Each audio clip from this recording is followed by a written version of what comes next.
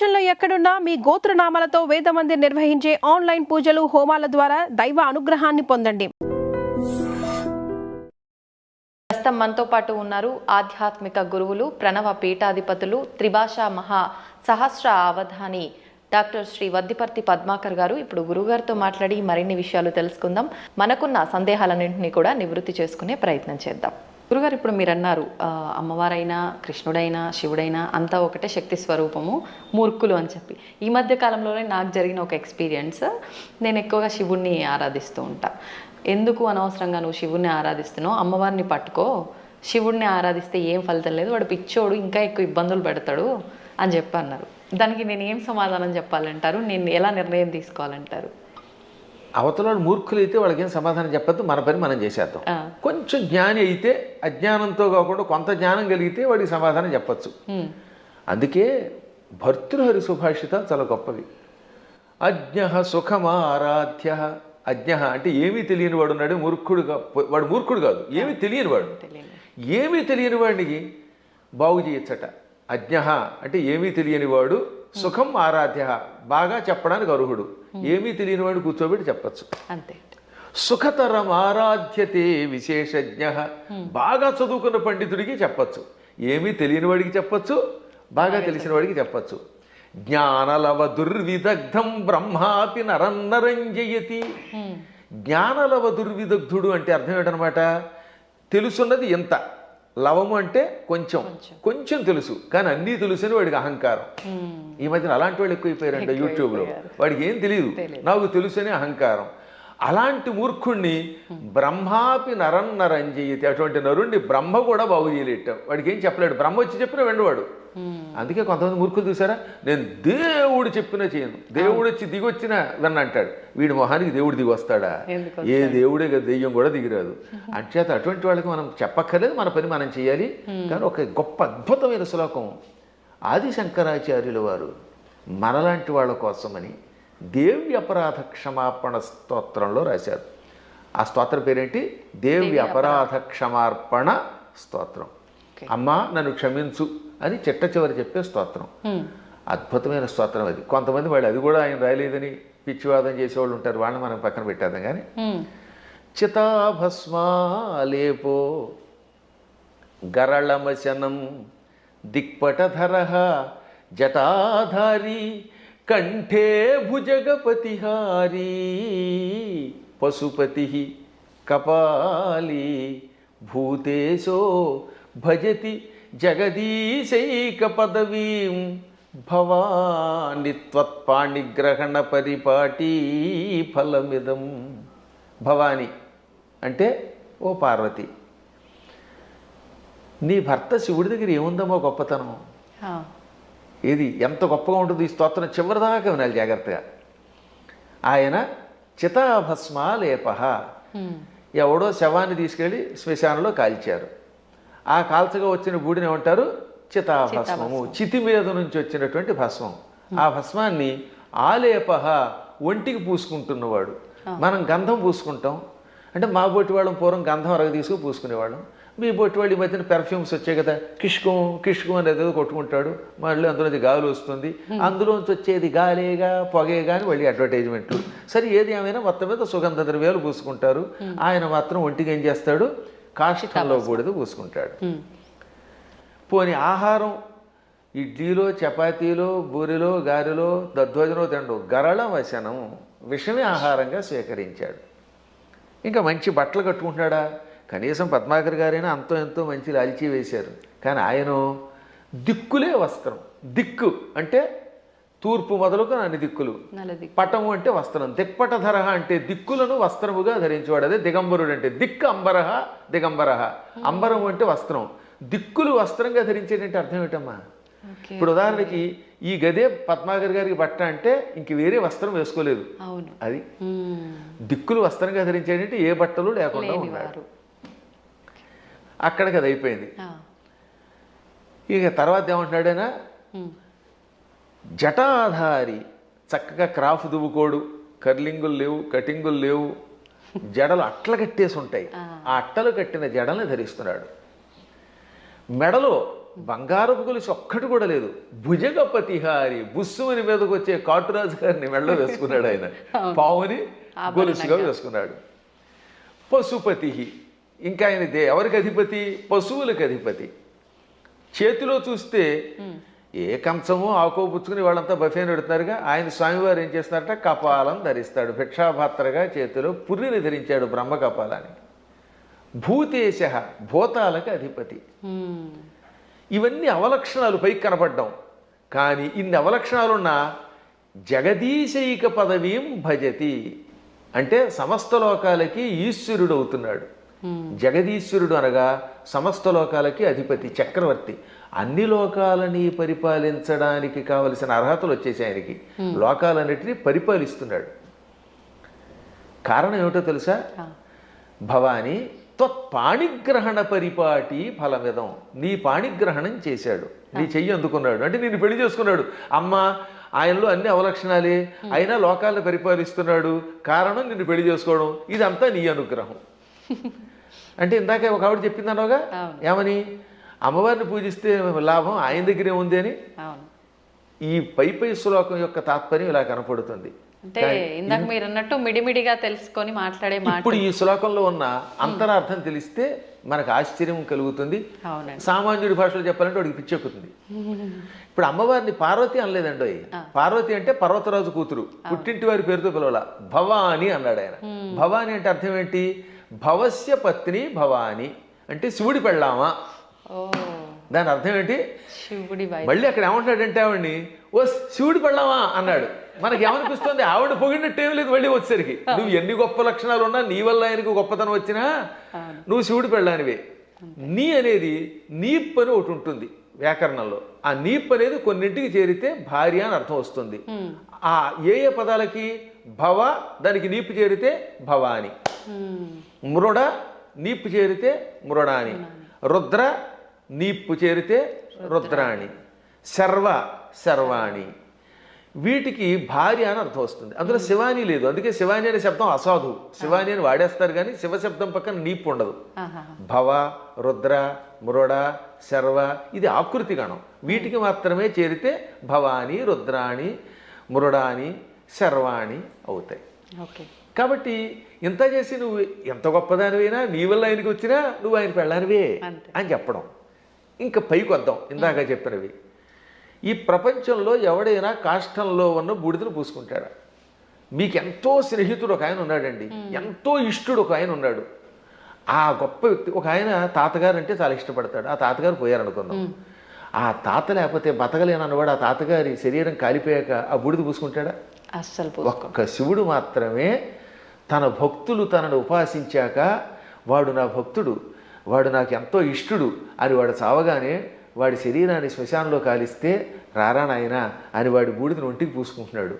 ఆ బూడిద పూసుకోగానే వాడు శాశ్వతంగా కైలాసానికి వెడుతున్నాడు. అంటే ఆ భక్తుడి మీద ఆయనకి ఎంత ఇష్టం. ఈ ప్రపంచంలో ఇంత ప్రేమగా చూసే దేవుడు ఇంకెవడన్నా ఉన్నాడా? ఒకసారి ఆలోచించండి. భక్తుడి యొక్క కాష్టంలో బూడిదని ఒంటి మీద గంధంలా పూసుకునే ఏకైక కరుణామూర్తి శివుడే. ఆయనకి మాత్రమే శక్తి ఉంది, ఇంకెవడో పూసుకోలేడు. పూసుకుంటే చస్తాడు, బ్యాక్టీరియా వచ్చి చచ్చిపోతాడు ముందు. రెండవది గరళ మశనం. పాల సముద్రం చిలికారు. ఈ పాల సముద్రంలో అమృతం వస్తుంది అనుకుంటే మొట్టమొదట పుట్టింది విషం. భయంకర కాలకోట విషానికి లోకాలన్నీ కాలి బూడిదైపోయాయి. అందులోంచి పొగొచ్చింది. అందరూ దిక్కులేక శివ రక్షించమని ఆయన దగ్గరికి వెళ్ళారు. ఒక్కడు తాగాడా దాన్ని ఎవడన్నా? ఇంతమంది సోకాళ్ళు దేవతల్లో ఒక్కడైనా దాన్ని తాగి రక్షించాడా? ఒక్క శివుడు మాత్రం పార్వతి కేసు తిరిగి, పార్వతి వీళ్ళు నా పిల్లలు రక్షించమని అడిగారు, తాగేస్తున్నాను అన్నాడు ఆయన. అప్పుడు భార్య తాగమంటుందండి నిజంగాను? ఏ భార్య అయినా సరే, ఏమండి వాళ్ళకి మతి లేకపోతే మీకు మతి లేదా? బాబోయ్ నా మంగళసూత్రం గట్టిగా ఉండాలి, మీరు తాగద్దనాలా? కానీ ఆవిడే ఉంది, తాగేయండి అంది. అందుకే పోతన గారు అక్కడ ఒక అద్భుతమైన పద్యం రాశారు భాగవతంలో అష్టమస్కంధంలో. మృంగెడివాడు విభుండని. మింగేవాడు తన భర్తని తెలుసు. ఆ మింగేవాడు తన భర్త అని ఆవిడ తెలియదా? తెలుసు. మృంగెడిదియు గరళమనియు. ఆయన మింగేది గరళం, విషం తప్ప అమృతం కూల్ డ్రింకు కాదని ఆవిడికి తెలుసు. అది తాగితే ఏం జరుగుతుందో కూడా తెలుసు. అదే ఇంకోటి ఎవడన్నా తాగితే చచ్చిపోతాడే తెలుసు. అయినా మేలని ప్రజకుల్ మృంగుమనే సర్వమంగళ మంగళ సూత్రంబునెంత మది నమ్మినదో. ఎంత అద్భుతమైన పద్యం. అయినా ఈ సృష్టి అంతా తన పిల్లలు, మా పిల్లలు బాగుండాలి, వాళ్ళ కోసం మేము ఏమైనా పర్వాలేదు అని త్రాగమన్నది. త్రాగమండవే కాదు, తన మంగళసూత్రాన్ని అంత నమ్మింది. శివుడు నా మెడలో మంగళసూత్రం కట్టాడు, కట్టాక ఆయనకి ఏం అవ్వదు, నా మెడలో ఆయన కట్టిన మంగళసూత్రం ఉండగా ఈ విషయం కూడా ఆయన ఏమీ చేయదనే నమ్మకంతో తాగమన్నదట. అది వాళ్ళ దంపత్య యొక్క బంధం. ఆ దంపతులు ఇద్దరిలో ఎవరు గొప్ప ఎవరు తక్కువ అంటే అది అజ్ఞానం. ఈవిడ వల్ల ఆయన, ఆయన వల్ల ఈవిడ. ఇంతకీ ఎందుకు చెప్తున్నానంటే, నేను అంతటి కాలకూట విషమును టక్కన చేతిలోకి తీసుకుని ఇంత నేరేడు పండు ముద్దగా మార్చి మింగాడు ఆయన. మింగడం కూడా కంఠంలో ఎక్కడ పెట్టుకున్నాడు, సరిగ్గా ఈ కంఠం దగ్గర పెట్టాడు. లోపల లోకాలు ఉన్నాయట, బయట లోకాలు ఉన్నాయి. విషం బయట ఉంటే బయట ఉన్న లోకాలని బూడిద చేస్తుంది, కడుపులోకి వెడితే కడుపులో ఉన్న లోకాలు బూడిదైపోతాయి. ఇక లోకములు లేని ఏకైక స్థానం ఆయన కంఠాన్ని మాత్రమే అట్టే పెట్టాడు. కంఠంలో లోకాలు లేవు, అందుకని గొంతుకులో పెట్టాడు. ఇక్కడుంటే ఎవరికీ ప్రమాదం లేదు కనుక. ఇప్పుడు మీకు ఒక కాఫీ ఇస్తాం, తాగండి. తాగి నాలుక మీద కానీ కడుపులోకి కానీ పంపకుండా గొంతుకులో అట్టే పెట్టగలరా? అస్సలు సాధ్యం. గుట్టక వేస్తే టక్కన కిందకి దిగిపోవాల్సిందే, లేదా అతి కష్టమే నోట్లో పెట్టాలి. అది కూడా ఎంతసేపు పెట్టగలం, బయటనే ఉమ్మాలి, అవునా? అటువంటిది అంత కాలకోట విషయాన్ని ఇక్కడ బంధించే శక్తి ఏ దేవతకుంది? ఒక్క శివుడికి ఉన్నది. అందుకే తెల్లని శివుడి శరీరం కూడా, శివుడు కూడా నాలా అందంగా తెల్లగా ఉండేవాడు. ఈ విషం కంఠంలోకి వెళ్ళాక నీలంగా మారిపోయి శ్రీకంఠుడు గరళకంఠుడు అయ్యాడు. అది ఆయనకు ఒక ఆభరణం అయింది, కీర్తి తెచ్చిపెట్టింది. అందువల్ల గరళ వచనం అంటే అంతటి విషాన్ని ఆహారంగా స్వీకరించి గొంతుకులో పెట్టినవాడు ఆయన తప్ప ఎవడున్నాడమ్మా? ఇంకా ఆకాశాన్ని జుట్టుగా మార్చుకొని అట్లగట్టేలా జడలు పెట్టాడు. ఆకాశంలో ఉన్న మబ్బులు అవన్నీ ఆయనకి కేశములైపోయాయి, వ్యోమకేశుడు ఆయన. అందువల్ల జటాధారి. మెడలో వాసుకి అని పిలువబడే ఒక భయంకర సర్పాన్ని ఎవడు పెట్టుకోగలుగుతాడు? ప్రపంచంలో పాముల్ని భరించే శక్తి ఇద్దరికి ఉంది. ఒక ఆయన పాము మీద పడుకున్నాడు, శ్రీ మహావిష్ణువు ఆదిశేషుడి మీద. ఇంకోటి ఎవడు ఆయన భరించలేడు. ఆ వాసుకినేమో మెడలో ఈయన గొలుసులో వేసుకున్నాడు. అలా విషసర్పమును కూడా ఆభరణంగా ధరించావు. పశుపతి అంటే మనందరం పశువులం, జీవులందరినీ ఏమంటారు? పశువులు. ఇంగ్లీష్లో కూడా man is a social animal అంటారు, గుర్తుపెట్టుకోండి. సంస్కృతంలో కూడా అంతే. పశువులు జంతువునాం నరజన్మ దుర్లభం. ఈ జంతువులలో మానవ జన్మే దుర్లభము. కాబట్టి ఏ లాంగ్వేజ్లో అయినా సరే పశు శబ్దమునకు ప్రాణులు అని అర్థం. ప్రాణులందరినీ పరిపాలించేవాడు ఆయన పశుపతి అంటే. ఇంకా కపాలి, బ్రహ్మ కపాలాన్ని చేత్తో పట్టుకుని బ్రహ్మ యొక్క అహంకారాన్ని అడిచి యావజ్జీవితం చేతిలో పెట్టుకుని అందులో భోజనం పెట్టేవాడు ఎవడు అంటే కపాలి. అంటే ఇన్ని సంపదలున్నా అష్టసిద్ధులున్నా పార్వతి భార్య అయినా భిక్షాపాత్రని చేత ధరించి ఎవడైనా చివరికి భిక్షుకుడే. ఈ ప్రపంచంలో నేను భిక్షుకుడే, నువ్వు భిక్షుకుడివే, ఒకళ్ళొకళ్ళు యాచించుకోవాలి అని చెబుతున్న మహానుభావుడైన ఒక్కడే. ఓకే. ఇంకా భూతేశ, భూతములు అంటే మీరు అనుకున్నట్టుగా హైహాన్ మీదకి వచ్చే భూతాలు కాదు, పంచభూతాలు. ఈ పృథివ్యాపస్తేజో వాయురాకాశములు, భూమి అగ్ని జలము వాయువు ఆకాశం అనే పంచభూతములు, ఇక ప్రాణులు, వీళ్ళందరికీ అధిపతి. అందుకే ఆయన జగత్తుకి ఈశ్వరుడు అయ్యాడు. అందువల్ల నువ్వేం చేసావు? ఆయన గొప్పతనం గ్రహించి ఆయన కోసం తపస్సు చేసి ఆయనే భర్త అవ్వాలని దగ్గరికి వెళ్ళి పార్వతి అని పేరున్నదానివి భవాని అయిపోయావు, ఆయన భార్యవై. అందుకే ఇప్పటికి కూడా ఇంగ్లీష్ వాళ్ళు మన సంస్కృత సంప్రదాయాల్లో కొన్ని పాటిస్తున్నారు. ఉదాహరణకి పద్మాకర్ గారి భార్య ఉంది, ఆవిడ ఏమన్నా మిసెస్ పద్మాకర్ అంటారా లేదా? అంటారు. రంగవేణి గారిని పిలవకుండా అంటే భవానీలాగా. పార్వతి కాస్త ఆయన భార్య అయ్యాక మిసెస్ శివ అయ్యింది. ఆ మాట భవానీ అన్నాం అంతే టెక్నిక్గా. అంటే ఎంత గొప్ప శక్తి! శివుడి భార్యని అనిపించుకోవడానికి ఇష్టపడుతోంది కానీ నేను పార్వతిని ఫలానా వాళ్ళ పుట్టింటి వారి సంబంధమైందా అని అనిపించుకోవడానికి ఆవిడ ఇష్టపడటం లేదు. ఈ లక్షణాలు ఆయనలో గొప్పవి కాబట్టే ఆయనని నువ్వు వరించావు. నీ వల్ల ఆయన పార్వతీ వల్లభుడయ్యాడు. ఈ విధంగా మీ ఇద్దరు గొప్పవారే. ఇంక చివరిగా దిక్పటధరహ అంటే దిక్కులే వస్త్రములు. అంటే మొత్తం ప్రపంచం అంతా వ్యాపించినవాడు. అది వ్యాపిస్తే కదా బట్ట అయ్యేది. మీరు ఆలోచించండి, తూర్పు, పడమర, ఉత్తరం, దక్షిణం, ఆగ్నేయం, నైరుతి, ఈ వాయువ్యం, ఈశాన్యమని పిలువబడే దిక్కులు పైన కింద ఉన్నవి మనకు బట్ట అవ్వాలంటే మనం అంత శరీరం కలిగిన వాళ్ళు అయ్యి ఉండాలి. అవును ఇప్పుడు నాకు ఈ గది బట్ట అవ్వాలంటే నేను గది అంతా నిండిపోవాలి, అప్పుడే ఈ గదిని నేను బట్టగా ధరించగలను. అవునా? అవును అవును. అందువల్ల సర్వవ్యాపకుడని అర్థం. అటువంటి వాళ్ళ యొక్క గొప్పతనాన్ని గ్రహించలేక శివుడిని పూజిస్తే కష్టం వస్తాయి, పార్వతిని పూజించని, లేక పార్వతిని పూజించకు శివుడిని పూజించని, లేక ఈ ఇద్దరిని పూజించి విష్ణువుని పూజించగని, విష్ణువుని పూజించి వీళ్ళని పూజించకు అన్నాడంటే వాడు అజ్ఞాని, ఏ విధమైన ఉపాసనా బలం లేనివాడు. అందువల్ల వీటికి అతీతంగా సర్వవ్యాపకుడైన శివుడు, ఆయన ఏకో దేవ, ఏకో దేవ కేశవో వా శివో వా, ఒకడే దేవుడు. నువ్వు శివుడను, కేశవుడను, పార్వతి అను, లేక లక్ష్మి అను, సరస్వతి అను, కుమారస్వామి అను, విఘ్నేశ్వరుడను, ఇన్ని రూపములతో కనపడుతున్న పరమాత్మ ఒక్కడే. గురుగారు, అంటే మాలాంటి జ్ఞానం లేని వాళ్ళము ఇలాంటి పిచ్చి ప్రశ్నలు వేయటంలో అర్థం ఉంది, వాదించడంలో అర్థం ఉంది. కానీ ఎంతో జ్ఞానం ఉండి నలుగురికి చెప్పే స్థాయిలో ఉన్నవాళ్ళు కూడా కొంతమంది శివకేశవుల ఇద్దరు భేదం చూపించి మేము శైవులము, మేము వైష్ణులము ఇలా మాట్లాడుతూ ఉంటారు కదా, మరి దాని గురించి ఏమంటారండి? అక్కడే అసలు వాళ్ళ జ్ఞానులు అనకూడదు, వాళ్ళు భక్తులు అంతే, మూఢభక్తులు. వాళ్ళు భక్తులే. మూఢభక్తి ఏం చేస్తుందో తెలుసా? ఆ రూపాన్ని తప్ప ఇంకోటి ఇష్టపడకుండా చేస్తుంది.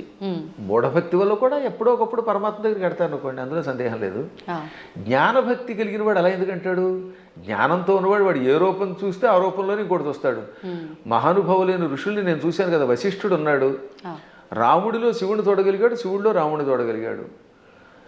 కైలాసాల్లో వైకుంఠం చూడగలిగాడు, వైకుంఠంలో కైలాసాన్ని చూడగలిగాడు. అమ్మవారి దగ్గరికి వెళ్ళారు. దుర్వాసుడు అన్ని లోకాలకి వెళ్ళాడు. విశ్వామిత్రుడు అలా అన్నీ చూడగలిగాడు.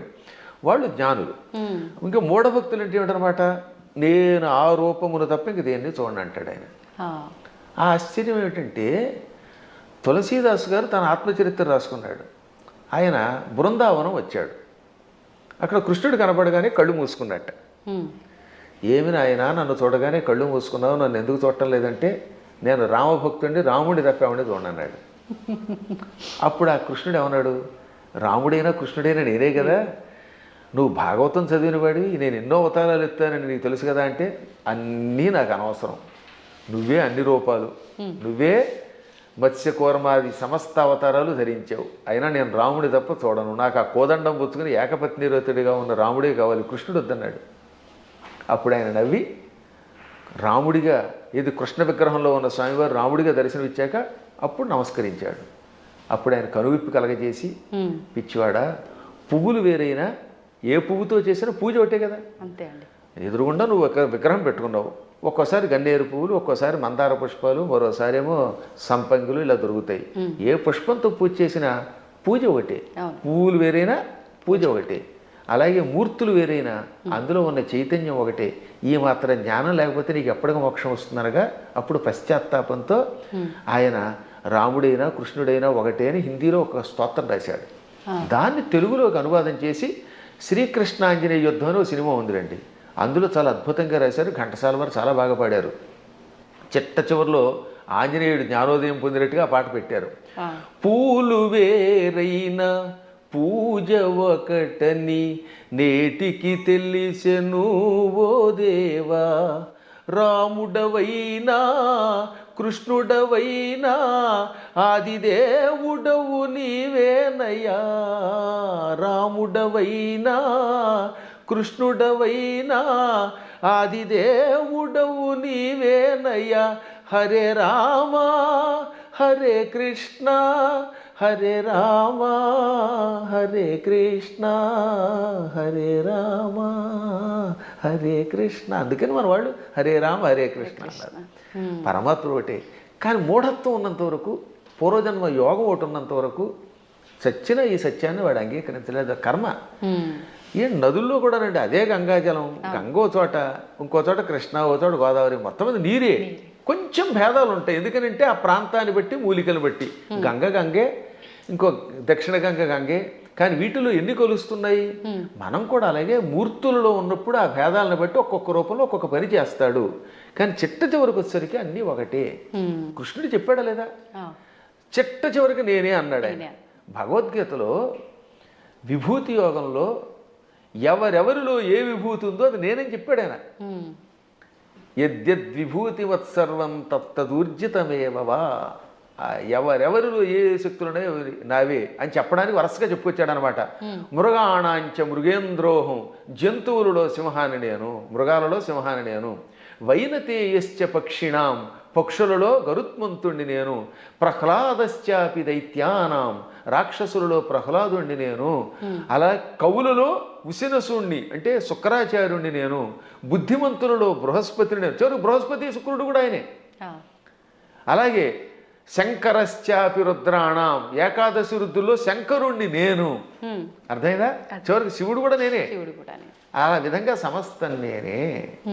కాబట్టి ఆయన కానిదంటూ ఏమీ లేదు. గురుగారు, భగవంతుడు ఇప్పుడు ఇన్ని రూపాల్లో ఉన్నాడు. శివుడైనా విష్ణువైనా భేదమే లేదు. కానీ విష్ణుమూర్తి అవతారాలలోనే కొన్ని అవతారాలలో, దశావతారాలలో రాముడు కృష్ణుడు కూడా ఆయన అవతారమే. కానీ వాళ్ళు దేవుళ్ళు కాదు, మానవులు. వాళ్ళు దేవుళ్ళు అనకూడదు, ధర్మానికి ప్రతిరూపాలుగా మనం భావించాలి అని అంటూ ఉంటారు. దాన్ని ఎలా తీసుకోవచ్చు అంటారు? ఇదో పెద్ద సమస్య అని చెప్పాను కదా. ఈ పెద్ద ఎవడికి వాడు మేధావి అయిపోవడం వల్ల వచ్చిన పని. భగవంతుడు శ్రీ మహావిష్ణువు 22 అవతారాలు ఎత్తాడు. ఎన్ని? 22. ఈ 22లో 21 అవతారాలు అంశ అవతారాలు అంటారు. ఒక్క అవతారం పరిపూర్ణ అవతారం.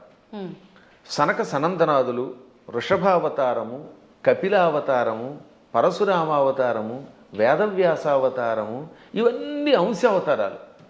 వాటిలో ఈ మత్స్యావతారం, కూర్మావతారం, వరాహావతారం, నరసింహావతారం, రామావతారం, ఇది పరశురామావతారం, ఇవన్నీ కూడా.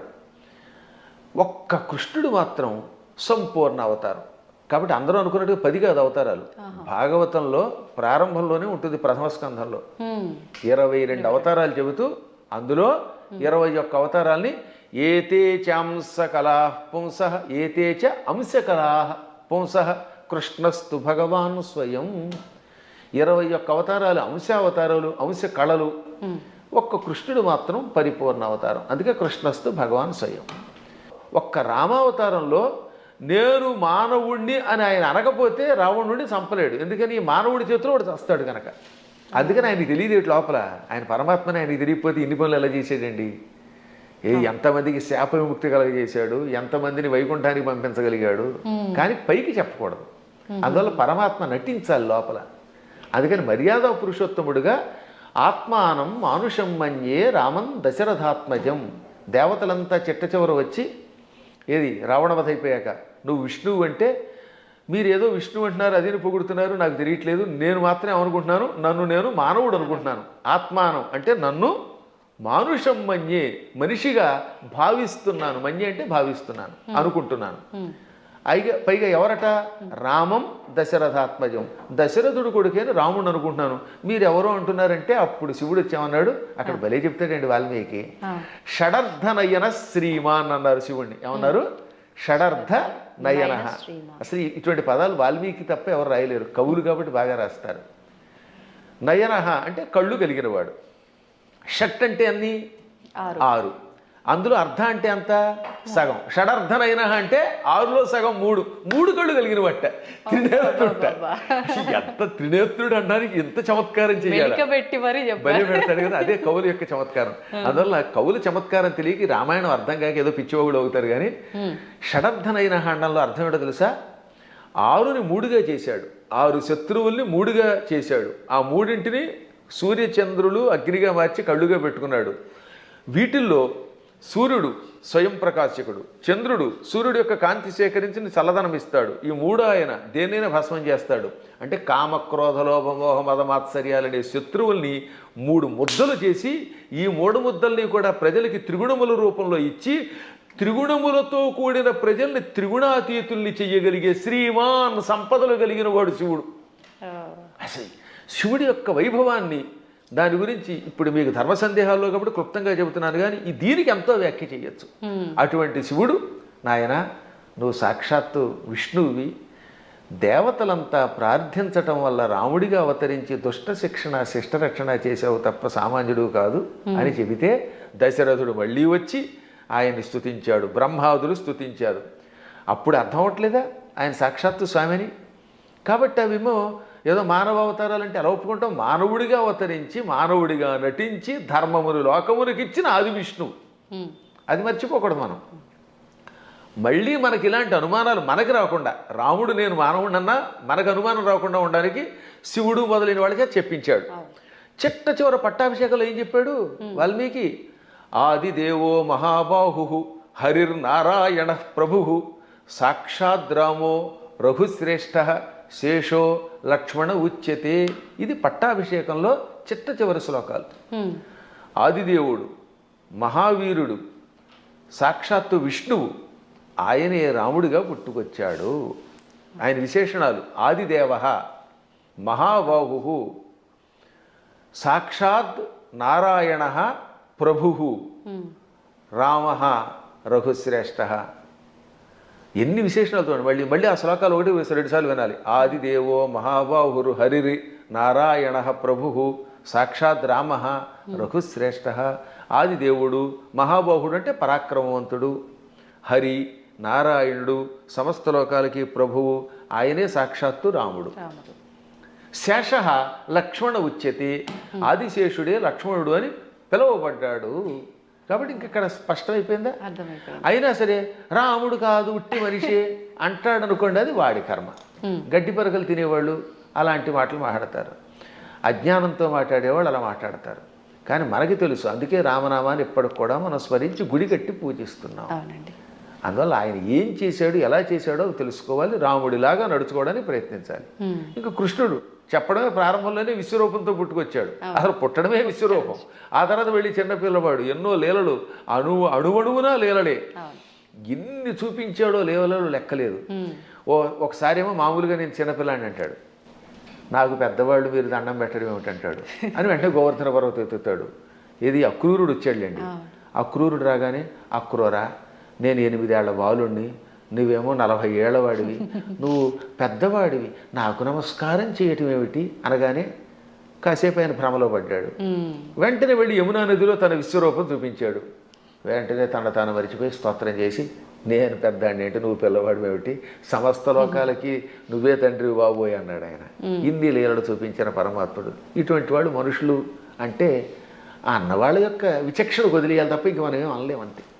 గురుగారు, అంటే ఇది అంటే మూర్ఖంగా ఉంటుందేమో ప్రశ్న, కానీ మీరు ఇప్పుడు చెప్పిన దాంట్లోంచి నాకు అనిపించింది, అంటే ఆయన భగవంతుడే మానవుడిగా ఉండి మానవుడిగా నటించి ఆయన చేయాల్సిన కార్యం చెయ్యాలి అని చెప్పి, అంటే ఒక రకంగా ఇక్కడ వాళ్ళ అసలుని దాచేసి ఇంకో రూపంలో వచ్చి కార్యాన్ని నిర్వర్తించాలి. అక్కడ మోసం చేసినట్టేనేమో, అంటే మన మానవుల భాషలో భగవంతుడే మోసం చేశాడు, మరి నేనెందుకు చేయకూడదు, నేను మోసం చేస్తే తప్పంటారు, ఇది అధర్మం అంటారు అనొచ్చు కదండి. దానికి ఏం చెప్తారు? ఇప్పుడు మీరు మోసం చేశారు అనుకుందా, కాసేపు ఎవరిదో బ్యాంక్ అకౌంట్లో హ్యాక్ చేసి డబ్బులు లాగేశారు, అందుకే ఈ మధ్య నా అకౌంట్లో ఎవరికి ఇవ్వట్లేదులేండి. ఇప్పుడు ఇచ్చిన డబ్బుని మళ్ళీ మీరు రెట్టింపు ఇవ్వగలరా? కానీ శ్రీకృష్ణ పరమాత్ముడు కాసేపు మానవుడిలా నటించి కాసేపు మాయ చేశాడు. ఆ తర్వాత వాళ్ళని తీసుకెళ్ళి రక్షించాడు లేదా? వాళ్ళ గురువు గారిని కాసేపు నేను సామాన్య బాలుడిని అన్నట్టుగా నటింపజేసి కాసేపు మాయపుచ్చాడు. వాళ్ళ అబ్బాయిని బతికించిచ్చాడు లేదా? అలాగే గోపాలకులంతా ఉన్నారు అక్కడ, వాళ్ళందరి దగ్గర కాసేపు చిన్నపిల్లాడిలాగా మాయపుచ్చాడు. కానీ కష్టం రాగానే ఇంద్రయాగం ఆపేసిన వెంటనే ఇంద్రుడు వర్షం కురిపించాడు హోరాత్రులు, అవునా? ఆ సమయంలో గోవర్ధన పర్వతాన్ని కుడి చేత్తో పైకెత్తి వాడిని రక్షించాడు లేదా? చిటికిన వేలుతో ఎత్తలేదు, చిటికిన వేలు, ఇంకేదో బొటన వేలు, వాడి మొహం, ఇలాంటివన్నీ ఎవడికి తోచింది వాడు చెప్తాడు. కరేణైకేన అన్నారు, అంటే ఒక చేత్తో, అది కూడా దక్షిణ హస్తేన 2 సార్లు వ్యాసుడు రాశాడు. తెలుగులో కూడా గోవర్ధన గిరి ఎత్తెన్ చక్క నొక్క కేలన్ లేలన్ అని పోతన గారు అనువాదం చేశాడు. మళ్ళీ అది ఏ చెయ్యో మనకి తెలియదు కదా, అందుకని తర్వాత పద్యంలో వలకేలదాల్చి అంటే కుడి చేత్తో ఎత్తి విపుల ఛత్రంబుగా బట్టి అన్నాడు, చేత్తో ఎత్తాడు ఆయన. పర్వతాన్ని 7 రోజులు ఎవరెత్తగలరు? అప్పుడు వాళ్ళకి అర్థమైందా లేదా? కాబట్టి పరమాత్ముడు ఎప్పుడు నేను పరమాత్ముడిని భూలోకంలో ఉన్నప్పుడు చూపిస్తే తన లీలలు, అప్పుడు అవతల వాళ్ళు ఈయంతో సన్నిహితంగా మెలగలేరు. ఇప్పుడు మీ పై ఆఫీసర్ ఎప్పుడు స్ట్రిక్ట్గా నేను ఆఫీసర్ అని కూర్చుంటే మీరు ఏం ఉద్యోగం చేస్తారు? ఈ దిక్కుమాలాడు శాడిస్ట్ దొరికాడు అంటారా లేదా? అంటారండి. ఏడిపించేస్తే మీకు స్వేచ్ఛ ఇవ్వాలి. అందువల్ల ఆఫీసర్, బహుశా మీదైనా ఆఫీస్ అనుకుంటున్నాను, నాకు తెలియదు అది. ఒకవేళ ఇతరుల దగ్గర ఉద్యోగం చేస్తే ఆ ఉద్యోగం చేసినంతసేపు అవతల వాడు ప్రేమగా చూడాలి. ఇప్పుడు నా దగ్గర చాలామంది పనిచేస్తున్నారు, అర్చకులు పనిచేస్తున్నారు. నాతో పాటు మీరు చూశారు కదా, నాతో పాటు ఓ సహాయకుడు వస్తాడు రాజు. మా అర్చకులు సాయి మనోజ్ కానీ లేకపోతే పవన్ శర్మ కానీ, వీళ్ళు నన్ను ప్రేమగా తండ్రిలా భావించి కూడా ఉంటున్నారు కాబట్టి ఇంత హాయిగా ఉంటున్నారు. వాళ్ళు ఎందుకు ఖర్చు పెట్టారు, ఎలా చేశారు నేను అడగను. అప్పుడు వాళ్ళు ఇంకా నిజాయితీగా ఉంటారు. అవునండి. ఇంట్లో వంటకి మాకు చిన్నప్పుడు ఒక ఆయన ఉండేవాడు, ఒక హౌస్లో ఉండేవాళ్ళండి. ఆయన కోటీశ్వరుడు, బంగారపు అధిపతి. వంట ఆవిడకి వేరుశనగ గుళ్ళు ఇచ్చి ఎన్ని గుళ్ళు ఖర్చు పెట్టేవారు వాడు. ఆయన ఎన్ని గ్రాములు కాదు, 100 గింజలు ఇచ్చి ఈ పూటకి 10 గింజలు, రేపు మళ్ళీ పోపులో 10 గింజలు, 10 మినప గింజలు, 10 శనగ గింజలు ఉన్నారా ఇలాంటి ఉన్నారు. అయ్యో మీ అదృష్టం వల్ల మీకు మంచి వాళ్ళు దొరుకుతున్నారమ్మా, నా బొట్టి వాళ్ళు మహానుభావులు దొరుకుతారు కాబట్టి మీకు తెలియట్లేదు. కానీ బయట ఇలాంటి పిసినగొట్లే ఎక్కువ మంది ఉన్నారు. కాబట్టి ఎందుకు చెప్తానంటే ఈ లెక్కలన్నీ అడిగితే ఆ వంట ఆవిడ ఇంట్లో పని చేయగలదా? అస్సలు చేయలేదు. ఆఫీసర్ల దగ్గర మనం ఉద్యోగం చేయగలమా? అందువల్ల ఏమవుతానమాట వాళ్ళు బిగుసుకుపోయి స్ట్రిక్ట్గా ఉండి అనుక్షణం ఏడిపిస్తే మనం చేయలేము. అందుకని పరమాత్మ స్నేహితుడిగా, కొడుకుగా, కొన్ని చోట్ల తండ్రిగా, కొన్ని చోట్ల మిత్రుడిగా, కొంతమందికి భర్తగా, మరికొంతమందికి ఇంకో రకంగా, ఇన్ని రకాలుగా నటించి వాళ్ళల్లో ఒకడై సామాన్యుడిలో ఉన్నాడు. అది ప్రేమగా వాళ్ళతో నటించడం తప్ప మోసం చేయటం కాదు. అలా వాళ్ళతో ప్రేమగా ఉండి వాళ్ళ చేత సేవ చేయించుకుంటూ లేక తాను సేవ చేస్తూ కష్టాలు వచ్చినప్పుడు కష్టాలు తొలగించి కొందరికి మోక్షం ఇచ్చి కొందరికి సంపదించి కాపాడాడు. ఇప్పుడు కుచేలుడు ఉన్నాడు. కుచేలుడికి అడగకుండానే ఇక్కడ నుంచే ఇళ్ళు పంపాడు. స్థలం కొనలేదు, రిజిస్ట్రేషన్ లేదు, మున్సిపాలిటీ వాళ్ళకి ప్లాన్ అప్రూవల్కి పంపడం లేదు. కుచేలుడి దగ్గర ఇప్పుడు అడుగులు తినగానే అక్కడ ఆయన ఇంట్లో కుచేలుడి యొక్క నగరాన్ని ఇప్పుడు పోరుబందర్ అంటారు. గాంధీ గారి కుటుంబానికి దగ్గరలోనే ఉంటుంది అది, ఆ ఆలయం ఇప్పటికి కూడా. అది కుచేలుడి ఇల్లు. 7 అంతస్తుల బిల్డింగ్ ఇచ్చేసాడు. అలా ఇవ్వగలిగితే అప్పుడు మనం చెయ్యాలి. అందువల్ల మనం మోసం చెయ్యడం ఎలాగా అనేది కథల్లో నేర్చుకుంటున్నాం, కానీ ప్రేమ చూపించడం, మహిమలు చూపించడం నేర్చుకోవట్లేదు. కాబట్టి శ్రీకృష్ణ పరమాత్ముడు చేసినట్టుగా మనం ఎక్కడ చేయగలుగుతాం? 16,000 మంది రాజకన్యకల్ని నరకాసురుడు జైల్లో పెట్టి హింసించి మానభంగం చేసి ఏడిపించాడు. పాపం దిక్కు లేకుండా అయిపోయారు. ఆ నరకాసురుడిని చంపాడు. చంపగానే ఆ చెరసాల్లో ఉన్న వాళ్ళంతా బయటకు వచ్చారు. ఇంటికి వెడితే మమ్మల్ని ఆదరించేవాళ్ళు లేరు. కొంతమందిని భర్తల్ని చంపి పట్టుకొచ్చాడు, తల్లిదండ్రులను చంపి కొంతమందిని పట్టుకొచ్చాడు. ఇలా రకరకాలుగా తీసుకొచ్చాడు, అత్యాచారం చేశాడు. ఇప్పుడు ఇంటికి వెళ్తే ఎవరు ఆదరిస్తారు? భర్తలా రానివ్వరు, తల్లిదండ్రులు ఉన్నారో లేదో తెలియదు, మాకు గౌరవం ఉండదు సంఘంలో. అందుకని మమ్మల్ని రక్షించమని మనస్సులో కోరుకుంటే ఈ 16,000 మందిని ఒకేసారి 16,000 మంటపాలు కట్టించి, 16,000 పెళ్లి మంటపాలు, వేదికలు కట్టించి 16,000 మంది మెడలో ఒకేసారి 16,000 రూపములతో మంగళసూత్రం కట్టి పెళ్లి చేసుకున్నాడు. ఇలా చేయమని చూస్తున్నావు. నువ్వు కృష్ణుడిలాగా 16,000 మందిని పెళ్లి చేసుకుంటానంటే 16,000 మందికి ఒకేసారి తాళి కట్టగలవా? ఇన్ని మండపాలు ఒకేసారి ఏర్పాటు చేయగలవా? అందరి ఇళ్లలో ఉండగలవా? వాళ్ళందరినీ ఇలా గౌరవంతో కాపాడగలవా? చేయలేవు నీ మొహం. అందువల్ల కృష్ణుడితో పోల్చుకోవాలంటే నీ లెవెల్ అలా ఉండాలి. ఇంకొక విషయం చెప్పాలి ఇక్కడ. ఒక రోజున నారదుడు అంతటి వాడికి అనుమానం వచ్చింది. ఎందులో? భాగవతంలోనే. మళ్ళీ ఇంకో పురాణం కాదు, భాగవతంలోనే. ఒక రోజున నారదునికి కృష్ణుడి మీద అనుమానం వచ్చింది. ఏది ఇంత నిత్యం నారాయణ అని ఆయనకు కూడా మాయ. ఇదే మాయ అంటే. ఇప్పుడు మీరు నా ఎదురుగుండా కూర్చున్నా మీరు అప్పుడప్పుడు నన్ను కూడా సామాన్యుడని ఎలా మాయలో పడిపోతూ ఉంటారో అలాగా కృష్ణ పరమాత్ముడి నామస్మరణం చేసే నారదుడు కూడా కృష్ణుడిని సామాన్యుడు కదా, ఇంతమంది భార్యలతో ఎలా వేగుతున్నాడు, 16,108 మందితో ఎలా వేగుతున్నాడు పరిశీలించాలి అనిపించింది. ఇది మాయ అంటారు దీన్ని. అందుకని వెంటనే ముందు ఏం చేశాడు? రుక్మిణీ మాత ఇంటికి వెళ్ళాడు. రుక్మిణీదేవి ఇంట్లో ఇద్దరు రుక్మిణీదేవి గదిలో ఒక మంచం మీద కూర్చొని సరదాగా పాచికలు ఆడుకుంటున్నారు, జోదం ఆడుకుంటున్నారు. రావోయ్ నారద అన్నాడు ఆయన. ఓ నమస్కారం చేసి, ఇప్పుడు రుక్మిణి దగ్గర ఉన్నాడు కదా, ఇక్కడ నుంచి రెండో భార్య జాంబవతి దగ్గరికి వెడదాం. రెండో ఆవిడ జాంబవతి, 3 సత్యభామ. ఎందుకని? శమంతకమణిని తీసుకురావడానికి వెళ్ళింది ముందు జాంబవతి దగ్గరికి. జాంబవతిని పెళ్లి చేసుకుని వచ్చాక ఆ తర్వాత సత్రాజిత్తుకి మణిస్తే 3వ భార్య సత్యభామ అయ్యింది. ఇప్పుడు ఏం చేశాడు? రెండో భార్య దగ్గరికి వెళ్ళాడు. అక్కడ కృష్ణుడు కనపడలేదు, జాంబవతి కనపడింది. అమ్మా జాంబవతి, ఈ కృష్ణుడు ఉన్నాడే ఆ రుక్మిణి దగ్గర అనేదో చెప్పబోతూ ఉంటే, ఏమిటి మహర్షి చెబుతున్నారు ఆవిడికి అని ఆవిడ పక్క నుంచి వచ్చేసాడు ఈయన. మా ఆయన ఇప్పటిదాకా నా పక్కనే ఉన్నాడు, నాకు జడేస్తున్నాడు, నువ్వేదో రుక్మిణి అంటున్నావు ఏమిటంది. అబ్బాయి లేదమ్మా, రుక్మిణి దగ్గరికి వెళ్లకుండా నీ దగ్గరికి వచ్చాడని చెప్పబోతున్నానని మాట మార్చి ఇక్కడి నుంచి సత్యభామ దగ్గరికి వెళ్ళాడు. అమ్మా సత్యభామ నీకెన్ని కష్టాలు వచ్చాయి అనబోతూ ఉండగా, సత్యభామ ఏం కష్టాలు వచ్చాయి, మా ఆయన నాకు వంట చేసి పెడుతున్నాడండి. ఆ లోపల వంట చేసి పెడుతున్నాడు. ఇలా ఈయన రుక్మిణి, జాంబవతి, సత్యభామ, కాళింది, నాగ్నజితి, లక్షణ, సుదంత, భద్ర, ఈ 8 మంది పట్టమహిషులు, ఇంకా మిగిలిన 16,100 మంది, ఈ 8తో కలిసి 16,108. అందరి పేర్లు చెప్తాను, ఓ ఏడాది పడుతుంది మరి మీకు రాసుకోగలనండి వరసగా. వాళ్ళందరి పేర్లు నాకు తెలుసు, కంఠస్థం కూడా చేశాను. ఎవరికైనా ఓపిక ఉంటే ఓ ఎపిసోడ్ అంతా వాళ్ళ పేర్లు అలా చెప్పుకుంటూ వెళ్ళిపోతాను. ఒక్కొక్కళ్ళ పేర్లు 2 సుకేసిని, కేసిని, మంజస, సమంజస, పుంజస, ఇలా రకరకాల పేర్లు కొన్ని రిపీట్ అవుతూ ఉంటే కొద్ది తేడా ఉంటాయి. ఎంతమంది ఇళ్లల్లోనూ ఈ నారదుడు వెళ్ళడం, ఒక ఇంట్లో పాలు పితుకుతూ, ఓ చోట పాయసం చేస్తూ, ఓ చోట కాళ్ళు ఒత్తుతూ, ఓ చోట ఏమో ఇంకోటి చేస్తూ, ఓ చోట ఏమో ఇల్లు తుడుస్తూ, ఓ చోట సరదాగా ఆడుతూ పాచికలు ఆడుతూ, ఓ చోట ఏమో ఇంకో బంతి ఆడుతూ, అన్ని చోట్ల కనబడ్డాడు. పిచ్చెక్కిపోయింది నారదునికి. అంతే కదా మరి. ఇది భాగవతంలో నారదుడు కృష్ణుని పరీక్షించుట అనే ఘట్టంతో రాశారు భాగవతంలో. అప్పుడు ఆయనకి జ్ఞానోదయమై, నేను నిరంతర హరినామస్మరణం చేసిన వాడిని, నారాయణుడు సర్వాంతర్యామని తెలుసు. అసలు విష్ణువు అనే శబ్దం మనకు అర్థం ఏమిటి? వ్యాపకశీలత్వాత్ విష్ణు, అంతటా వ్యాపించి నిండి ఉన్నవాడు కనుక విష్ణువు అని పేరు. ఆయన భక్తుడిని ఆయన ఎక్కడున్నాడు, అక్కడున్నాడా లేదా అని పరిశీలించడం ఏమిటి అని అజ్ఞానంలో పడ్డానని గ్రహించి వెంటనే కాళ్ళ మీద పడి స్తోత్రం చేస్తాడు. అంటే నారదునికే మాయ కలిగితే ఇక మనకి రావడంలో ఆశ్చర్యం ఉంది. కాబట్టి అన్ని చోట్ల ఉంటాడు ఆయన.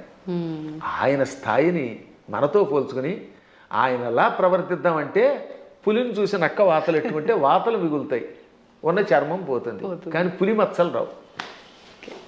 గురుగారు, ఇప్పుడు మీరు చెప్పిన దాన్ని బట్టి కృష్ణుడు ఆయన భార్యలతో ఉన్నది ఒక ఉదాహరణగా మాకు అర్థమవడం కోసం చెప్పినా అది వినటానికి అయితే చాలా బాగుంది. ప్రస్తుత రోజుల్లో నిజంగా భార్యాభర్తల బంధం అలా లేదని చెప్పాలి. అంటే అందరూ అని కాదు, కొంతమంది ఒక మిత్రుల్లా ఉండాలి అంటే సమయానికి తగ్గట్టుగా ఇద్దరు భార్యాభర్తలు అన్యోన్యంగా అలా ఉండాలి, కానీ అలా ఉండట్లేదు. ఎందుకని అంటారు? ఇప్పుడున్న కారణం ఏంటి చెప్పమంటారమ్మా? అసలు సగం సినిమాలే పాడి చేస్తున్నాయి కొంత, ఇప్పుడు సినిమాలు. మరికొంత మనుష్యులలో ఆర్థిక స్వాతంత్రం వచ్చేసింది. పిల్లల్ని చిన్నప్పటి నుంచి గారంగా పెంచడం తల్లిదండ్రులు చేస్తారు, సందేహం లేకుండా పెంచాలి. కానీ అదే సమయంలో భార్యాభర్తల బంధం ఒకరితో ఒకరు ఎంత జాగ్రత్తగా ఉండాలి, క్షణికోద్రేకాలతో కోపాలు తెచ్చుకుని తిట్టుకోకూడదు అనేది చిన్నప్పటి నుంచి చెప్పట్లేదు కదా. ఇప్పుడు పూర్వం రుక్మిణీ కృష్ణుల కథ, సీతారాముల కథలు చిన్నప్పటి నుంచి నూరిపోసి ఏదన్నా చిన్న చితక గొడవలు వస్తాయి. భార్యాభర్తలకు తగాదాలు లేకుండా ఎలా ఉంటాయి? సతీదేవి కూడా శివుడి మాట వినకుండా వెళ్ళిపోయిందా లేదా? ఒక్కసారి సతీదేవి శివుడు వద్దంటున్నా వినిపించుకోకుండా పుట్టింటికి చూడడానికి యజ్ఞానికి వెళ్ళింది, శరీరం విడిచిపెట్టింది. భర్తకు దూరం అయితే చివరికి మిగిలేదు అదే. డబ్బు సంపాదించవచ్చు, నువ్వు ఇంకేదైనా పలుకుబడితో ఉండొచ్చు, కానీ భార్యాభర్తలు ఇద్దరు ఐకమత్యంతో ఉండడం వల్ల వచ్చే ఆనందం వేరనే కథలు చెప్పేవారు పూర్వం. మా చిన్నప్పుడు ఇలాంటి కథలే చెప్పేవారు. అందువల్లే పూర్వం ఒకసారి పెళ్లి చేసుకుంటే యావత్ జీవితం వాళ్లే దంపతులు. ఇప్పుడు 16 రోజుల పండుగ గడిస్తే గొప్ప, తొలినాడు ఏదో హడావిడి, మలినాడు మడావిడి అన్నట్టుగా అయిపోతుంది. 16 రోజుల తర్వాత మళ్ళీ ఇద్దరు విడిపోతున్నారట. కొట్టుకోవడాలు, తిట్టుకోవడాలు, ఇవన్నీ కొంత తల్లిదండ్రుల యొక్క పెంపకం లోపం, కాల ప్రభావం, మీడియా ప్రభావం అన్నీ ఉన్నాయి, ఒకదాని మీద ఒకటి పడుతున్నాయి. కానీ దైవానుగ్రహం వల్ల మళ్ళీ పూర్వపు లక్షణం వస్తుందని నాకు నమ్మకం. అందువల్ల నా ఉద్దేశంలో చిన్నప్పటి నుంచి పిల్లలకి చక్కని కథలు చెప్పాలి. వస్తాయి తగాదాలు అయినా, కానీ అయినా కలిసి ఉండండి. ఎప్పుడైనా భార్యకు కోపం వచ్చినప్పుడు భర్త తగ్గాలట, భర్తకు కోపం వచ్చినప్పుడు భార్య తగ్గాలి. ఈవిడేమో తోసుంటా అంది, ఈవిడ తోసుంటా అన్నాడు, ఇంకేమో రెచ్చిపోతే కొట్టుకుపోతారు, ఇంకా విడాక్ విడాక్ విడాక్ అయిపోయింది. దీనివల్ల ఏమిటి సాధిస్తున్నారు చివరికి? ఒక్క ఇంట్లో సుఖంగా ఉంటున్నారా? ఇవాళ కలియుగంలో గుండెకాయ లబ్ డబ్ అని కొట్టుకోవడం మానేసింది. పూర్వం గుండెకాయ లబ్ డబ్ అని కొట్టుకునేది, ఇప్పటికీ చేయేస్తే లబ్ డబ్ అని ఉంటుంది. కానీ లబ్బు పోయి డబ్బు డబ్బు డబ్బు అని కొట్టుకుంటుంది. అదొక జబ్బు కింద పట్టుకుంది. దాంతో కుటుంబాలు విచ్ఛిన్నమైపోతున్నాయి. అయినా మా అదృష్టం ఏంటంటే మేము పిల్లలకి చిన్నప్పుడు చేసిన సంస్కారం వల్ల మా పిల్లలు అలాగే చక్కగా కలిసి ఉంటున్నారు, మా అన్నదమ్ముల పిల్లలు కలిసి ఉంటున్నారు.